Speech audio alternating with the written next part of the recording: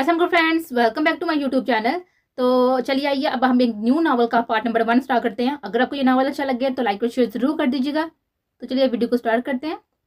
बाबा बाबा जानी कहाँ हैं आप? मुझे लेट हो रहा है कल से। हनीजा पिछले 10 मिनट से मिकाल साहब का इंतजार कर रही थी। मिकाल साहब जो कोई फाइल स्टडी कर रहे थे। हनीजा के बाबा मुस्कुराते हुए कोट पहनने लगे। हनीजा इस वक्त ब्लैक शॉर्ट फ्रॉक और नेवी ब्लू नैरो पैंट पहने हुए, बालों की पोनीटेल किए हुए, नीली आंखों में कुछ करने का जुनून लिए सीढ़ियों पर नजर ढकाए खड़े थे। हनीजा की मासूमियत उसकी खूबसूरती को मजीद निखार देती थी। उसके बारीक पतले होंठों पर गुलाब की पंखुड़ियों की मानत गुलाल छाया रहता था। शोख व चंचल तबीयत की मालिक हनीजा मिकाल सिर्फ अपने बाप से ही करी थी। उसकी पहली मोहब्बत थे उसके बाबा, जिनकी संगत में वो किसी फूल की तरह खिलती थी। हनीजा ने गहरा सांस भर के बाहर गिराज की जाने कदम बढ़ाए। हनीजा अपनी ही धुन में चलती हुई बुक्स में सर दिए चल रही थी कि जब अपने सामने से आते हुए शख्स के चौड़े सीने से जा लगी। उसकी बुक्स जा नीचे गिरी। उससे पहले कि हनीजा गिरती, आबस सुल्तान ने अपने ग्लव्स में मुकीम हाथ से उसकी नाजुक कलाई थमते उसे गिरने से बचाया। हनीजा ने जैसे ही नजर उठाकर सामने देखा तो हैसल ग्रीन आंखों से टकराए, जिनमें तैरते सूरज डोरे से पल में होते कर थे। सुरख व सफेद रंगल, तीखी नाक, अनाबी होंठ और इस वक्त ब्लैक की पैंट में मलबूस वो वाकई कुदरत का शिकार था। वो आबस सुल्तान था जिसकी एक दुनिया दीवानी थी। आबस सुल्तान के हसार में खड़ी बोल्ड सी हनीजा थर थर कांप रही थी। आबस की सुनहरी नजरें उसके सापे पर टिकी हुई थी। एक तीखी नजर उसके चेहरे पर डालते हुए किसी अछूत की तरह उसे खुद से दूर धकेला। नजर गिरते गिरते बची। उसने साथी से आंखें मिचली कि काश ये हवा हो, काश आबस सुल्तान का सामना उससे ना हुआ हो। उसकी हालत तड़पती हुई मच्छी जैसी हो गई थी। उसके आसपास सिर्फ एक देव था जिसकी कैद उसे जिंदान की याद दिलाते थे। हनीजा ने हिचकी बढ़ते हुए दोनों आंखों से आंसू रग रहे थे, जिसके सुर्ख गुलाबी गालों पर भिगोते हुए होंठों पर सिरक रहे थे। हनीजा ने चुपके से उंगलियों के दरमियान से देखा कि देव है या चला गया। उसकी बचकाना हरकत पर आबस ने मजीद साथी से अपने ग्लव्स में मुकीद हाथ को बीचा था, जैसे इस हाथ के दरमियान हनीजा मिकाल हो। वो अपना एक घुटना फोल्ड किए हुए उसके करीब बैठा, जो अभी चेहरा छुपाई से सिक रहे थे। तुम्हें पता है एलचे कि तुम बहुत ही खूबसूरत हो, बिल्कुल किसी परी की तरह, है ना? उसके चेहरे पर अजीब सी मुस्कुराहट थी। हनीजा उसकी शैतानी रूप से बेखबर बस अल्लाह से दुआएं मांगने में मसरूफ थी कि काश उसके बाबा आ जाएं। आबस ने अपनी शहादत की उंगली उसकी थोड़ी के नीचे रखते हुए चेहरा ऊंचा किया। मुनाजा के रोने में मजीद रवानी आई। वो कभी मजबूत नहीं बन सकती थी। आबस सुल्तान के सामने तो वो फड़फड़ाती हुई चिड़िया थी जिसके पंख आबस सुल्तान के पास क्या थे। आबस ने उसकी आंखों से दर्द चेहरे को फूंक मारी। हनाजा उसकी आग की मानत देखते हुए सांस है अपनी आंखों पर पाते हुए सांस तक रो गए। वो चीखना चाहती थी पर आवाज जैसे हलक में दब गई थी। अगर कोई आज हनाजा बेकाल से कहता कि आबस सुल्तान और मौत में से किसी एक को चुनो तो बिलाशबा वो मौत को चुनती। उससे पहले कि वो बेहोश होती, आबस से गहरी नजर उसके लजरते सफ़े पर डालता वहां से अंदर की जाना बढ़ गया था। मिकाला साहब बाहर आए तो नजर की हालत देखकर तरफ का उसकी जाना बढ़े थे। जो रुक रुक कर सांस लेती उनकी दुनिया दहला गई। मिकाल साहब ने फौरन से उसे बाहों में बड़ा और गाड़ी की तरफ भागे। अपने रूम की खिड़की से किसी ने यह मंजर इंतहाई तनफर से देखा था। मिकाल सैयदजादा और इफराल सैयदजादे दोनों भाई थे।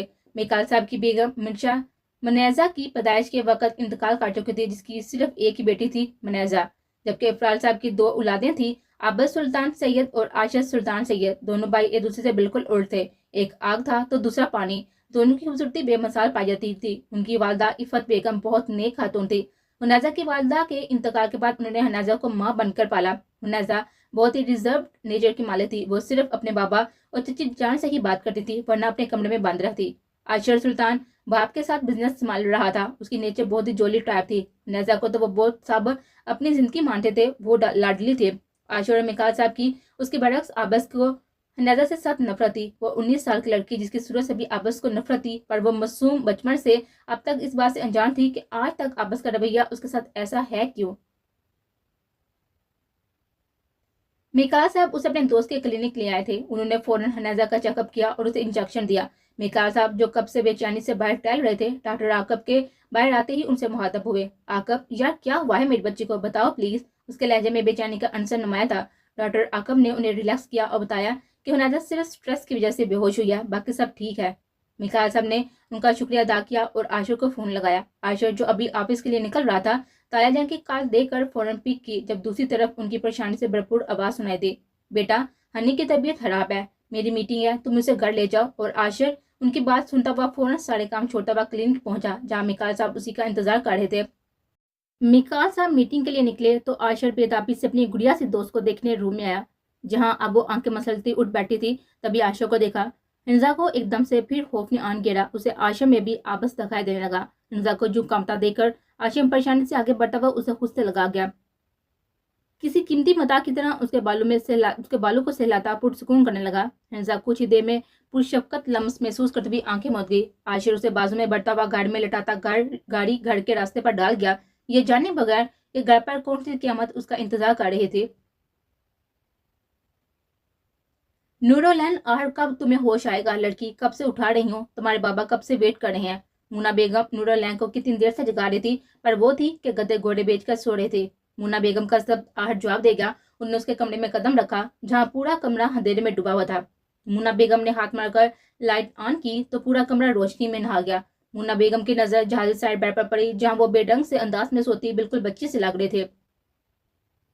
नूरोलैन के बिखरे कमरे पर नजर डालती वो गहरा सांस भर गई थी। नूरोलैन का कमरा हसूसी उसकी पसंद के मुताबिक व्हाइट और ग्रे कॉम्बिनेशन के पेंट और ग्रे ही कर्टन्स, खूबसूरत सी अलमीरा, ग्लास वॉल जिससे बाहर की खूबसूरती मजीद निखार जाती थी। नीज कमरा जदीद चीजों से अरासा था। नूरोलैन शफात लाशारी की इकलौती बेटी थी। उनके लिए कोई औलाद ना थी। नूरोलैन उनके भाई की बेटी थी, जिनमें दोनों मियाँ बीवी की जान बसती थी। जिंदगी की हर असाई से इसे मुहैया की गई थी। नूरोलैन ने मसलसल आती आवाजों पर जैसे ही कंफर्टर चेयर से हटाया तो मुन्ना बेगम ने गुलगोस को देखा, जो शाह तरंग आंखों से मां को देती गोल्डन ब्राउनिश बालों को जुड़े में कैद करती जमाइयां रोकने लगे। नूर, मैं एक लफ्ज ना सुनूं तुम्हारे मुंह से, जल्दी फ्रेश होकर आओ, मुन्ना बेगम ने डरने के अंदाज में कहा। नूरोलैन मुंह बनाती हुई वॉशरूम में घुस गई। 5 मिनट में वो बिल्कुल रेडी थी। वो नीचे आई तो शफात साहब के मुंह से बेसादा माशाल्लाह निकला। वो सादगी में भी बेहद हसीन लग रही थी, नाजुक से। शहद रंग आंखों में अलग की चमक थी। सुर्ख व सफेद रंग में सुरही नुमाया थी। लबों पर कामचकता से मुस्कुराहट उसका वकार मजीद बढ़ा रही थी। वो इस वक्त रेड लॉन्ग फ्रॉक और चूड़ीदार पजामे में हम रंग स्कार्फ लिए हुए किसी को भी तहसीर कर सकते थे। शफा साहब ने उसके लिए बाजू वाह किए तो वह जड़ से दौड़ती हुई उनके मोहब्बत से भरपूर हंसा में आसमाई। दुनिया जहाँ का सुकून जैसे रगों में सरायत कर गया था। वह जुनून की हद तक अपने वालिदैन से मोहब्बत करते थे। मैं वाकिफ हूँ पहली मोहब्बत की चाह से। अरे मैं पहली बेटी हूँ अपने बाबा की। बाबा सॉरी फॉर लेट, वो कान पकड़े बोली तो शफात साहब मुस्कुरा दिए। मेरा बच्चा, बाबा की जान, बाबा कुर्बान मेरी जिंदगी, ये वक्त क्या चीज है। उनकी मोहब्बत पर उसकी पेशानी चूमती हुई उन्हें मौत पर कर गई। दोनों बाप बेटी का प्यार देखकर मुन्ना बेगम आंखों में आई नमी सिमटने लगे। बस करें, वो कॉलेज के लिए लेट हो रही है। उनके पापा दोनों मोहब्बत से उन्हें देते हुए एक आवाज में बोले। मुन्ना बेगम जलती हैं आप हमसे। दोनों बाप बेटी उनको चिमटते देखकर कहकर लगा उठे थे। ये छोटा सा घराना खुशियों से भरपूर था, पर किसको पता कब खुशियों को नजर लग जाए। अब इसकी नजर जैसे गेट से अंदर आते हुए अब आशिर की बाहों में मौजूद मुनाजा पर पड़ी तो उसकी आंखें पल में सुलगने लगी थी। साथी से हाथ में थामे इस तस्वीर को दबोच किया, जो एक अलग सा जुनून उसके दिमाग पर सवार था, जैसे किसी ने तपती भट्टी में झोंक दिया। साबित हुआ मुनाजा में कहा कि तुम आबस सुल्तान की नफरत के भी लायक नहीं हो, नफरत के। आबस जिस आग में इस वक्त झुलस रहा था, ना वाकफ था कि यह आग सबसे पहले आबस सुल्तान के वजूद का हकदार करेगी। वो जान के इनका रोक लगाएगी, जिससे आबस सुल्तान की रूह तड़प जाएगी। मुनाजा में कहा, इस कदर दर्द दूंगा कि मौत की भीख मांगोगी पर मौत नहीं मिलेगी। तुम्हारी रग रग में अपनी नफरत की ऐसी छाप छोड़ूंगा कि कोसोगी इस दिन को जब मेरे दर्द की वजह बनी। मैं तुम्हारे वजूद से खत्म करूंगा अपने वजूद की बेचैनियां। हिंजा में का ये वादा रहा आबस सुल्तान का। आबस ने एक हाथ में पकड़ी सिगरेट को सुलगाया और फिजा में धुआं उड़ाता हुआ उसमें हैजा मिकल का अक्स देते हुए क्या लगा उठा, जहाँ उसका पुरजहमी था और वो बेबस थी आबस सुल्तान के सामने। उसने एक खास तनासब से मोहब्बत बांटी, मेरे हिस्से में हमेशा ही दलासी आए। आबस के रूम में अपना मनपसंद अक्स बनते देखकर सुकून की लहर सरायत कर गए थे, किसी वैशी की तरह, जैसे उसे अपने सामने अपनी मनपसंद गुजात दिख जाए और वो किसी भी लम्हे उसे दबोच ले। आबिद सुल्तान अपनी जात का वो सुल्तान था जिसके आगे इफराज साहब भी हार मान गए थे। वो जब जिद पर आता था तो उनकी जान को मुट्ठी में दबोच लेता था, पर अपना जुनून पूरा करके रहता। और हिंजा मिकाल तो उसकी शिद्दत से अभी नावाकफ थे। उसे तो एहसास नहीं था कि अभी उसने किस दर्द करब से गुजरना है, जिसका इस मासूम शहर में दूर दूर तक कोई हया नहीं। वो तो बाप की शादी थी। आशिर जैसे हिंजा को लेकर सुल्तान पैलेस में दाल हुआ तो सामने ही अपनी माम को तस्बीह करते हुए पाया। आशिर के बाजू में हिंजा का बेसद वजूद देखती वो परेशानी से उनकी जाने पड़ी। आशिर, ये मेरी हन्ने को क्या हुआ है? आशिर बताओ मुझे। वो हिंजा की जर्द सूरत देखते हुए उसे इस्तफसार करने लगे। आशिर ने उसको रिलैक्स किया था। मामा, कुछ नहीं हुआ, बस हनी ने पढ़ाई का स्ट्रेस लिया है और कुछ नहीं। आशिर उनको समझाता हिंसा को थामे उसके कमरे की तरफ बनने लगा। आशिर ने उसके कमरे में कदम रखा तो बेसाता उसकी पसंद को सराहा। वो हिंसा के कमरे में बहुत कम आता था। उसका कमरा पूरा किसी डिज्नीलैंड की तरह डेकोरेट किया गया था। एक एक चीज इंतहाई महंगी और अपनी खूबसूरती का मुंह बोलता सबूत थी। हिंजा को बेड पर लेटाते हुए उसने कंफर्टर उड़ाया और लाइट ऑफ करते हुए बाहर चला गया, जहाँ इफ्फत बेगम बेचानी से मिकाल साहब का नंबर मिला रहे थे। आशिर गहरा सांस पड़ता हुआ उनको थामे अपने साथ लगा गया। उसकी अपनी कैफियत कुछ मुख्तलिफ ना थी। हिंजा मिकाल तो घर की मासूम सी गुड़िया थी, जिसके चहचाने से सुल्तान पैलेस खुशियों से भर जाता था। मामा, आप परेशान ना हो, आप जानती तो है ना अपनी हनी को कितना चिड़िया सा दिल है उसका। बस कर लिया पढ़ाई को सर पर सवार, अब बस हनी के पास रहें, उसका ख्याल रखें। मेरी मीटिंग है, मैं आता हूँ। वह बेगम ने भी उसकी पेशानी मोहब्बत से चूमी और शुक्राने के नफर अदा करने अपने कमरे की जाने बढ़ गए। उनके जाने के बाद अब आशिर का रूह आबद सुल्तान के कमरे की जानब था। आशिर जितना कम गो था रिश्तों के मामले में, इतना ही एहसास। फिर हनीजा मिकाल में तो उसकी जान बसती थी, कैसे उसे इस हालत में देख लेता। आशिर को कहीं ना कहीं इस बात का यकीन हो चला था कि ये सब आबद सुल्तान के कर्म नवाजी की वजह से हुआ है। वो जानता था कि आबद के दिल में बचपन से ही हनीजा के लिए पनता हुआ जज्बा बहुत ही अजीब है। आशिर ना जाने कितनी बार उसे समझा चुका था कि वो हनीजा के साथ अपना रवैया बदले, मगर वो आबद सुल्तान ही क्या जो मान ले। उल्टा जब भी आशिर उसके पास हनीजा की बाबत बात करने जाता, वो बढ़ जाता। उसकी हालत किसी वहशी दरिंदे जैसी हो जाती, जिससे कोई उसका शिकार छीनने की तगोदो में लगा हो। वो अपनी आदत से मजबूर आबद अपना सारा गुस्सा अपने दिल में हनीजा मिकाल के लिए बढ़ती नफरत की सूरत निकालता। आशिर मजबूरन उसे उसके हाल पर छोड़ चुका था। उसकी आदत थी जहाँ लफ्जों का काम ना लाया जा सके वहाँ खामोशी की मार मारी जाए, मगर आज तो हर हाथ पार हो चुके थे। हनीजा की इस कदर सीरियस हालत पर उसका अजली गुस्सा उमड़ाया था। वो गुस्सा बहुत कम करता था। पूरा खानदान उसकी साफ गोई और नरम तबीयत से वाकिफ था, पर हनीजा मिकाल में इन सब की सांसें बसती थी। बचपन से ही उसे हनीजा की देखभाल और एक मुहाफिज की तरह की थी। हर सर्द और गर्म से बजाता आया था, मगर आबद सुल्तान उसके बस के बाहर की शहर था, जिस पर किसी बात का असर होना सिरे से नामुमकिन था।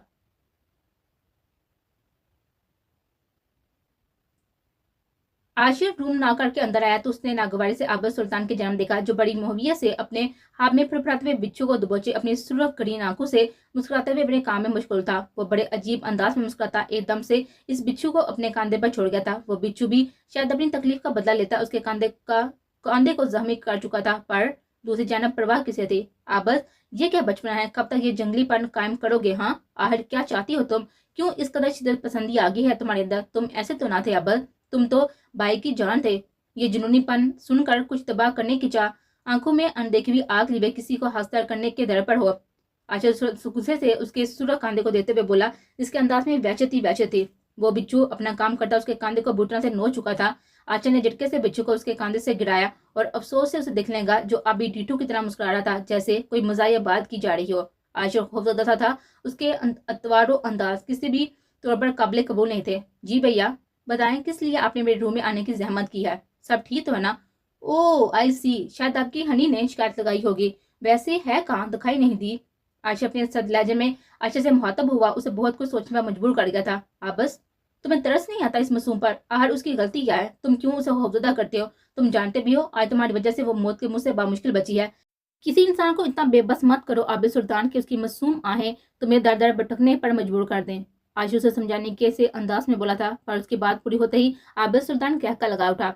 और इसरार सा, कुछ अनदेखा सा। आशु को आज हंजा के लिए आबिद से डर लगा। वो क्या करना चाहता था, क्या कर रहा था? कुछ तो था जो वो अपने अंदर कैद किए बैठा था। हो गया big big be my sweet brother, अब मेरी बात ध्यान से सुने। अपनी इस चूजी को बचा सकते हैं तो बचा ले। उसकी कैद आबिद सुल्तान के हाथों में लिखती गई है। मुझे मजबूर मत कीजिएगा कि मैं उस हद पार कर दूं जिसे आपके वालिद मोहतरम की वजह से संभाला हुआ है। मेरा जहर आपकी हनी अपने अंदर महसूस ना करे तो मुझे सुकून नहीं आता। और आपको पता तो है कि हर इंसान अपने सुकून की खातिर कुछ भी कर सकता है। कुछ भी तो सोचे, मैं कोई आम इंसान नहीं हूँ, बल्कि आबिद सुल्तान हूँ। मेरा लेवल है। वो सरगोशियों के सिद्ध अंदाज में अपने इरादों से आशा को आगाह करने लगा। आशा उसकी इस कदर ज्यादा दिलेरी पर अपने आप को रोक न सका और एक थप्पड़ उसके चेहरे पर रसीद किया। किस कदर नफरत अंगेज लहजा था उसका, जैसे वो हंजा मिकाल को जिंदा दरगोर कर चुक सकता है। शट अप आबिद सुल्तान, जस्ट शट अप। करो अपनी बकवास, बंद करो अपनी बकवास जो तुम कर रही हो। ऐसा ना हो कि उसके अंजाम पर तड़पते रह जाओ। जिस कदर तुम्हारे अंदर नफरत है उससे ज्यादा इस मासूम के सर पर मोहब्बतों के ताज हैं। तुम जब भी कोशिश करोगे उसे नफरत के इजहार की, उसकी मोहब्बत, उसकी मासूमियत तुम्हें एक बार जरूर दगा देगी। चीची चीची प्यारे भैया, अब अगर आपकी बात खत्म होगी हो तो मैं जाऊं? वो बोलते हुए बैठ के जाना बढ़ गया था। आशा ने मुतफक्कर होते हुए माथा मसला अब वो अपने इरादे मजबूत कर चुका था कि उसे क्या करना है। वो काली हुनैजा को जर्मनी बेचने का सोच चुका था। मैं मामा बाबा को भी मना लूंगा, पर उसे आपस के खतरनाक इरादों की नजर नहीं होने दूंगा।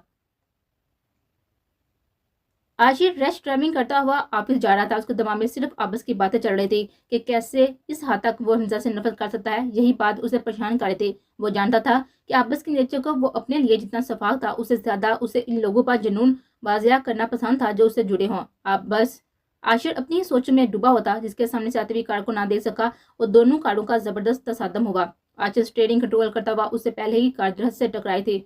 सीट बेल्ट की वजह से आशिर को ज्यादा चोटें नहीं आई थी, पर आशिर एकदम दूसरी गाड़ी में मौजूद अफराद का सोचते कार से उतरा था।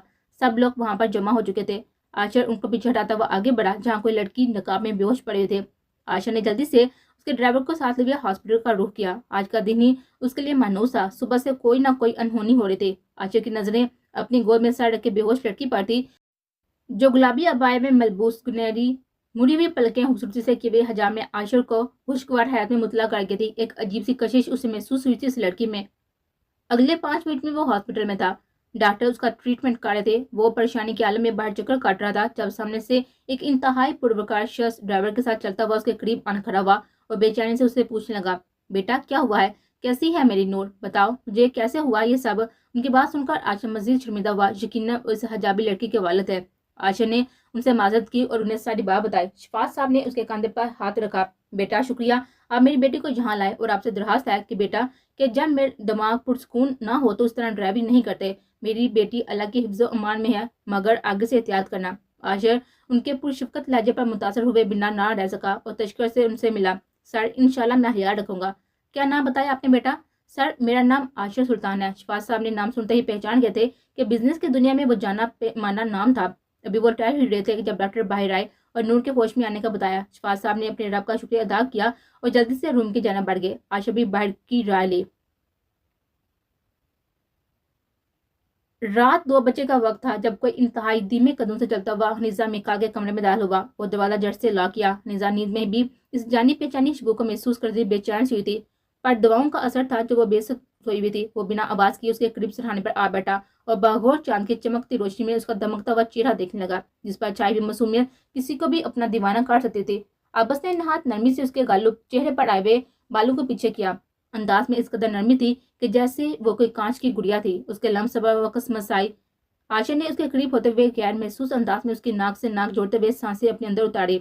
एक सरूर सा उसके दिल दिमाग में छाया था। कितना सुकून था। वो न जाने कब तक उसके सांसों को खुद में उतारते हुए अपनी तन्नी रगों को सुकून देने लगा। अब उसको अचानक से कुछ याद आया। उसने बड़ी एहतियात से उसके नरम और नाजुक हाथ को थामे अपने कांधे मौजूद जहां पर रखा और दबाव बढ़ाने लगा। शायद यह भी सुकून का नया अंदाज था उसके लिए।